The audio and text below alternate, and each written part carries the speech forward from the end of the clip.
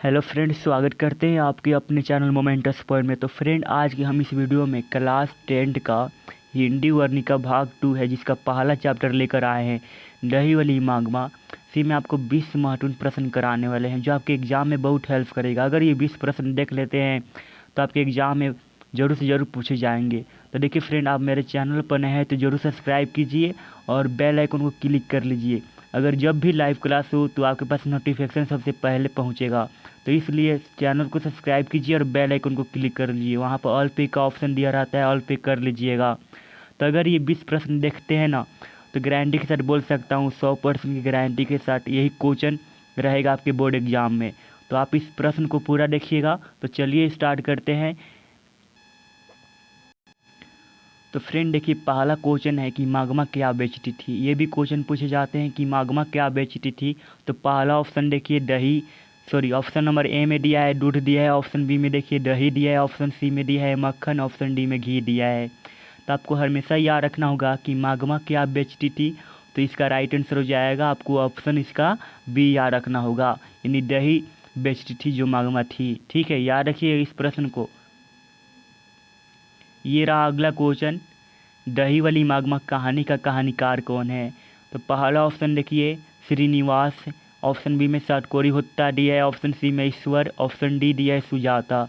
देखिए दही वाली मागमा कहानी का कहानीकार कौन है, तो इसका राइट आंसर हो जाएगा ऑप्शन इसका ए याद रखना होगा, यानी श्रीनिवास जी हैं जो दही वाली मागमा के कहानीकार हैं।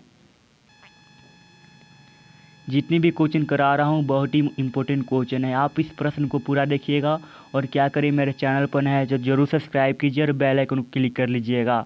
देखिए अगला प्रश्न है, दही वाली मागमा कहानी का प्रमुख पात्र कौन है। तो पहला ऑप्शन देखिए लक्ष्मी दिया है, ऑप्शन बी में दिया है मागमा, ऑप्शन सी है पापापट्टी, ऑप्शन डी है सीता। तो आपको हमेशा याद रखना होगा दही वाली मागमा कहानी के प्रमुख पात्र कौन है। तो इसका राइट आंसर हो जाएगा ऑप्शन इसका बी याद रखना होगा। ठीक है, मागमा जो है दही वाली मागमा की कहानी का प्रमुख पात्र है। याद रखिएगा इस प्रश्न को, काफ़ी महत्वपूर्ण प्रश्न है। ये रहा फ्रेंड अगला क्वेश्चन, दही वाली मागमा कहानी का कथावाचक कहाँ से है। तो पहला ऑप्शन देखिए, पहला ऑप्शन है पटना से, ऑप्शन बी में है दिल्ली से, और ऑप्शन सी में देखिए बेंगलुरु से, ऑप्शन डी है कलकत्ता से। यानी दही वाली मागमा कहानी का कथावाचक कहाँ से है, तो आपको हमेशा याद रखना होगा ऑप्शन इसका सी राइट आंसर हो जाएंगे, यानी बेंगलुरु से। ये क्वेश्चन अक्सर पूछे जाते हैं बिहार बोर्ड में, इस प्रश्न को याद रख लीजिएगा। और जब भी लाइव क्लास हो तो आपको नोटिफिकेशन पहुंच जाए, इसलिए चैनल को सब्सक्राइब कीजिए और बेल आइकन को क्लिक कर लीजिए आप। देखिए फ्रेंड, अगला क्वेश्चन है कि दही वाली मागमा कहानी किसे संदेश देती है। ये भी क्वेश्चन पूछे जाते हैं। 5 नंबर प्रश्न में देखिए दही वाली मागमा कहानी किसे संदेश देती है। तो देखिए पहला ऑप्शन है माताओं को, ऑप्शन बी में है पुत्रियों को, ऑप्शन सी देखिए बहुओं को, ऑप्शन डी है छात्रों को। तो आपको हमेशा याद रखना होगा कि दही वाली मागमा कहानी किसे संदेश देती है। तो इसका राइट आंसर हो जाएगा ऑप्शन इसका सी, यानी बहुओं को संदेश देती है जो दही वाली मागमा कहानी किसे संदेश देती है। तो इसका राइट आंसर हो जाएगा ऑप्शन इसका सी, यानी बहुओं को संदेश देती है। ये रहा फ्रेंड अगला क्वेश्चन, मागमा के परिवार में कुल कितने सदस्य थे।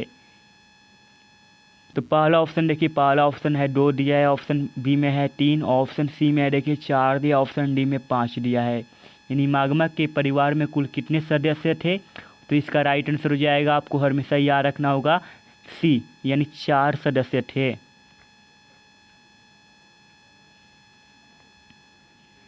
ये रहा अगला क्वेश्चन कि श्रीनिवास का जन्म कहाँ हुआ था। ये अक्सर क्वेश्चन पूछे जाते हैं, श्रीनिवास जी का जन्म कहाँ हुआ था।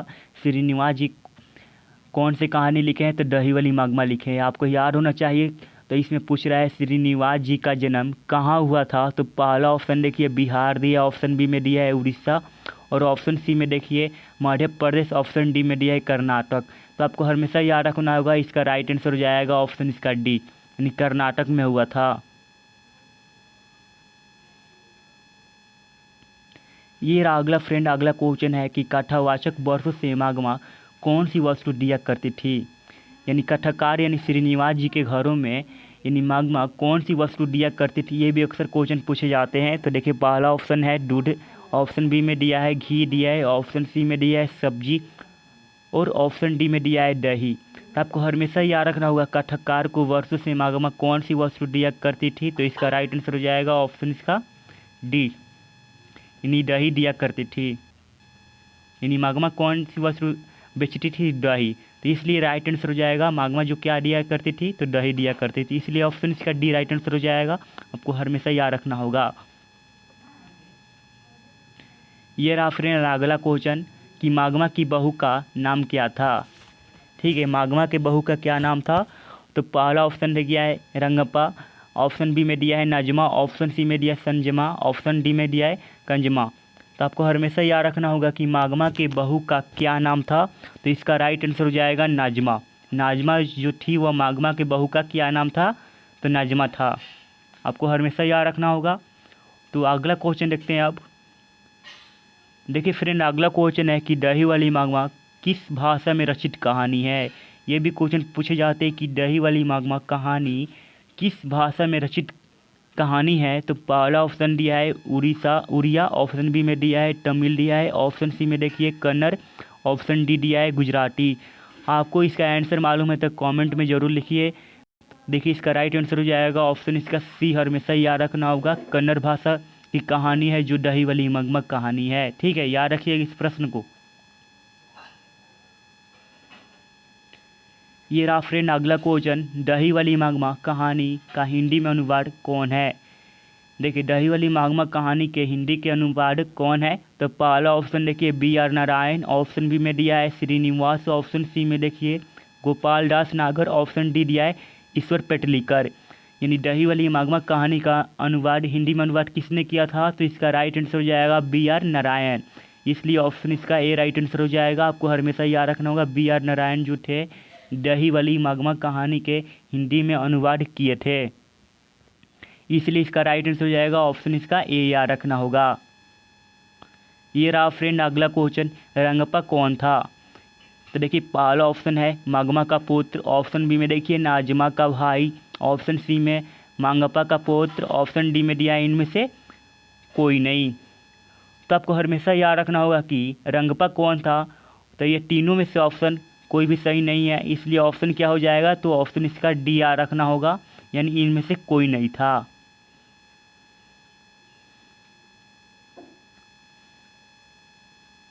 ये रहा फ्रेंड अगला क्वेश्चन। देखिए अगला क्वेश्चन है कि माग्मा एवं नाजमा के बीच झगड़े मिटाकर अच्छे संबंध स्थापित करने का माध्यम कौन था। तो आपको हमेशा याद रखना होगा कि माग्मा का पोता, ऑप्शन इसका क्या हो जाएंगे, तो ऑप्शन इसका बी राइट आंसर हो जाएंगे, माग्मा का पोता इसका राइट आंसर हो जाएगा।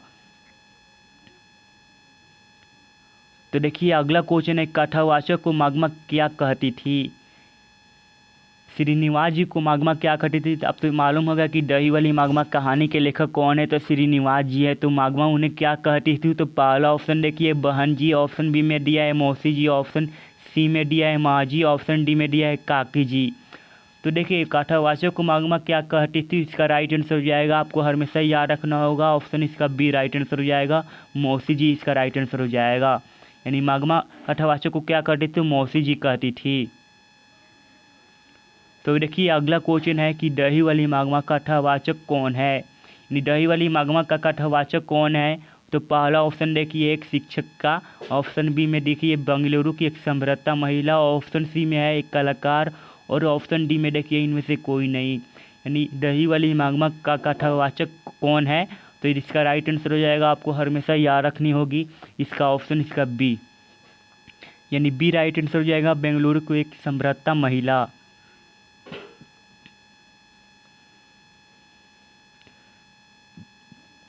ये रहा फ्रेंड अगला क्वेश्चन, अधिक बुद्धिमान कौन थी। इस क्वेश्चन फोकस करिए, 16 नंबर प्रश्न है कि अधिक बुद्धिमान कौन थी। तो पहला ऑप्शन देखिए माग्मा दिया है और ऑप्शन बी में देखिए गांव की अन्य महिला, ऑप्शन सी है नाजमा और ऑप्शन डी है इनमें से कोई नहीं। ये क्वेश्चन पूछे जाते हैं, ये VVI क्वेश्चन है, मैं लिख देता हूँ, आप याद कर लीजिएगा। इस वीडियो को 2 या 3 बार जरूर देखिएगा तब को आपको याद होगा।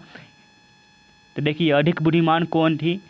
तो देखिए इसका राइट आंसर हो जाएगा ऑप्शन इसका सी, यानी नाजमा जो थी ना वो अधिक बुद्धिमान थी, इसलिए ऑप्शन इसका सी राइट आंसर हो जाएगा। आपको याद रखनी होगी अधिक बुद्धिमान कौन थी, तो नाजमा थी, यानी मागमा का बहू अधिक बुद्धिमान थी। उनका नाम क्या था मागमा का बहू का, तो नाजमा था, इसलिए इसका राइट आंसर हो जाएगा ऑप्शन इसका सी याद रखना होगा।